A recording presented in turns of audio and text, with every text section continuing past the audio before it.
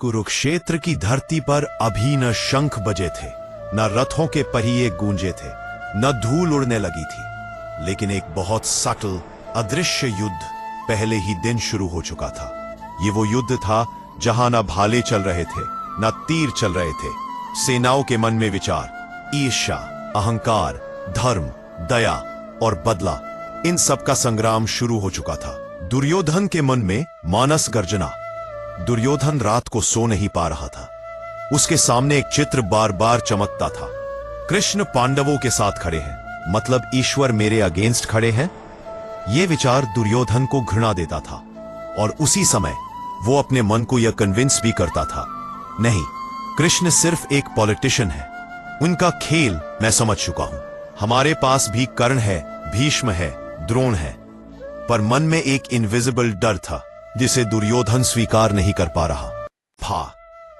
वो सोच रहा था, जिसके साथ भगवान खड़े हो उसे कौन हरा सकता है। पर वो अपने ईगो को बार बार कहता था, मैं किसी भगवान से नहीं डरता, मैं तो युद्ध जीत कर दिखाऊंगा। और इस तरह का नींद विहीन आत्मसंवाद उसे भीतर से हॉलो कर रहा था। कर्ण की इंटरनल कॉन्फ्लिक्ट। कर्ण स्टेबल दिखता था, पर भीतर एक घाव था, क्योंकि उसे पता था युद्ध में उसे अर्जुन से आमने सामने आना है। पर यही सोच कर्ण के अंदर दो ऑपोजिट भाव पैदा करती थी। एक, गर्व, मैं ही अर्जुन को मारूंगा। दो, त्रास, अगर मैं उसे न मार पाया तो। कर्ण का मन उस रात बहुत डेंजरस जगह पहुंच गया था। उसने सोचा, जी, अगर मैं जीत गया तो मैं इतिहास बदल दूंगा, अगर मैं हार गया तो मैं इतिहास में गुम हो जाऊंगा। कर्ण ईगो से लड़ रहा था, और भीतर कुंठा से भी। भीष्म की दुविधा। भीष्म धर्म युद्ध के अनुभवी थे। उन्हें साफ दिख रहा था कौन धर्म पर है, कौन अधर्म पर है, पर वे प्रतिज्ञा से बंधे थे।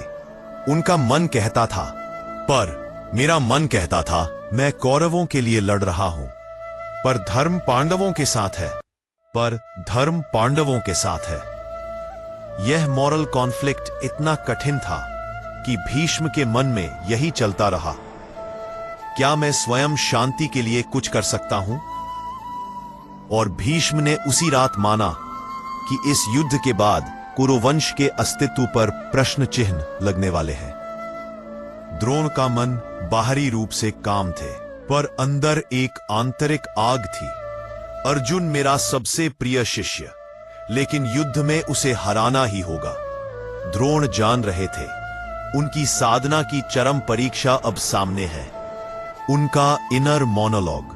परंतु मैं अपने ही बनाए शस्त्र विद्या को अपने ही शिष्य पर चलाऊंगा।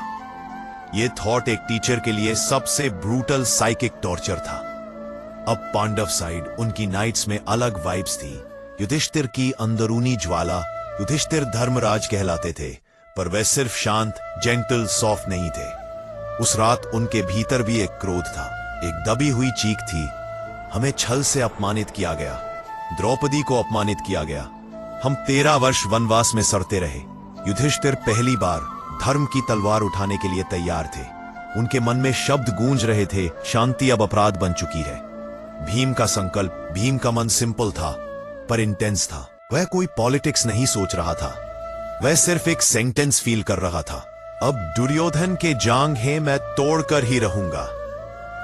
यह कोई मेटाफर नहीं था, यह उसका ब्लड लेवल वाव था। रणभूमि उसके लिए युद्ध नहीं, एक न्याय थी। अर्जुन की मानसिक तैयारी। अर्जुन के मन में एक अलग स्टॉर्म था। उसके सामने दो चेहरा घूमते थे, एक तरफ गुरु द्रोण, दूसरी तरफ कर्ण, एक और विद्यार्थी की पहचान, दूसरी ओर युद्ध वीर की जिम्मेदारी।